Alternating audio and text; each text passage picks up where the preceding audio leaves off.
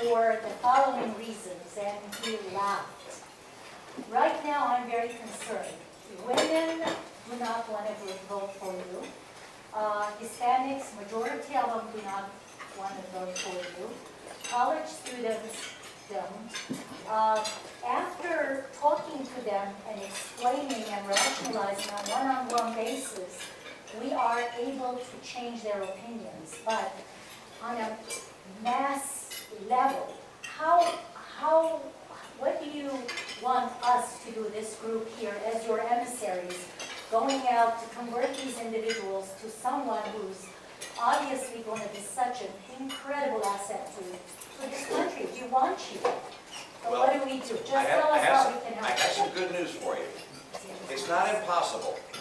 And the reason I say that is, for instance, the New York Times had a poll last week, New York Times and NBC, and I was leading by 2 points among women. All right, now the president came out and said this is an outrageous poll, they don't know what they're doing, but by the way, the polls at this stage make no difference at all. But the point is, women are open to supporting me, they like the president personally, but they're disappointed. They're disappointed with the jobs they're seeing for their kids, they're disappointed with their own economic standing right now. So we can capture women's vote. We're having a much harder time with Hispanic voters. And if the Hispanic voting bloc becomes as committed to the Democrats as the African American voting bloc has in the past, why we're in trouble as a party and I think as a nation. Rubio. Exactly. And Hey, come on. and so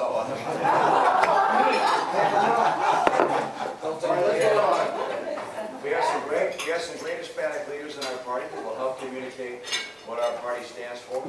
And frankly, what I need you to do is to raise millions of dollars, because the president is going to have about $800 or $900 million. That's by far the most important thing you can do. Because you don't have the capacity to speak to hundreds of thousands of people. I will be in those debates. There will be, I don't know, 150 million Americans watching. If I do well, it'll help. If I don't, it won't help. You will do so well. Your debates are incredible. Thank you.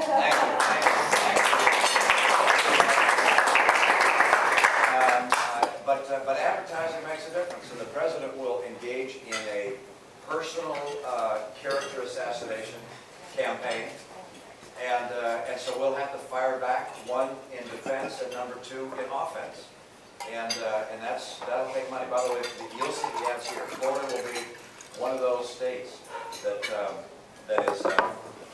is the key state, and so all the money will get spent in 10 states, and this is one of them. So the best thing I could ask you to do, I mean, yeah, sure, talk to people and tell them how you know me, and word of mouth makes a big difference. But you know, I'm not terribly well known by the general American public because we go out through. As a rich boy. Yeah. I mean, that's saying he's a rich man.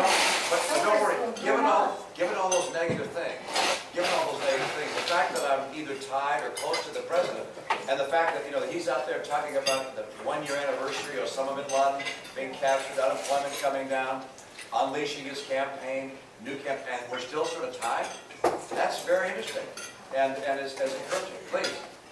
I would disagree with that. I think a lot of young children coming out of college feel they were let down by the president. They feel that there's not a job out there for them, and I thought they were going to make $60,000, now they're making $30,000. You know, very similar to the U6. Yeah. My question to you is, why don't you stick up for yourself?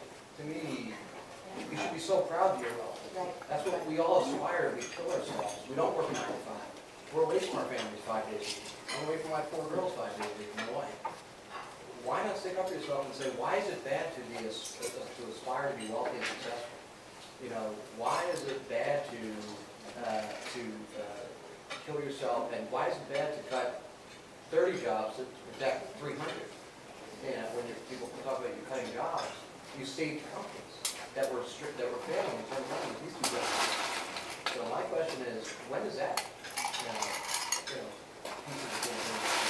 Well,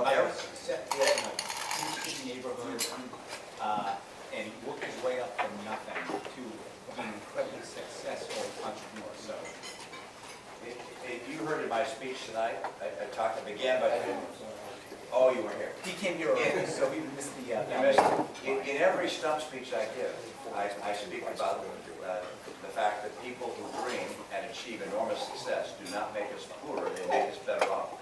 And the Republican audience that I typically speak to applauds. I said that tonight, and the media's there, and they write about it. They say that Romney defends success in America and dreamers and so forth. So they write about it. But in terms of what gets through to the American consciousness, I have very little influence on that at this stage as to what they write about. And that will happen. We'll have 3 debates. We'll have a chance to talk about that in the debates. There will be ads which attack me. I will fire back in a way that describes in the best way we can the fact that the theme of my speech is that I wind up, and the ambassadors heard me today several times, I wind up talking about how the thing which I find most disappointing in this president is his attack of one American against another American, the division of America based on going after those who have been successful. And then I quote Marco Rubio. I tell, in my speeches, I say, Marco Rubio, I can't remember that I said that I don't know that I said that at the fundraising event earlier today, but I did when I was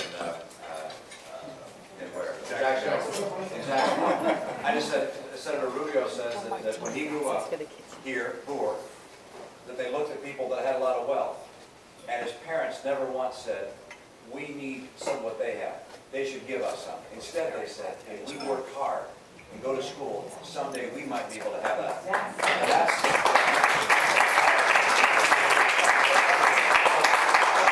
I will continue to do that. How much of that gets picked up? There's so many things that don't get picked up in a campaign because people aren't watching yet. By the way, most people don't watch during the summer. We're going to go into a season here starting from mid-June or almost with no attention paid. Then after Labor Day, in September and October, that's when it'll get the climb. For the last 3 years, all everybody's been told is, don't worry, we'll take care of it. How are you going to do it in 2 months before the elections to convince everybody you got to take care of yourself? Well, there are 47% of the people who will vote for the president no matter what.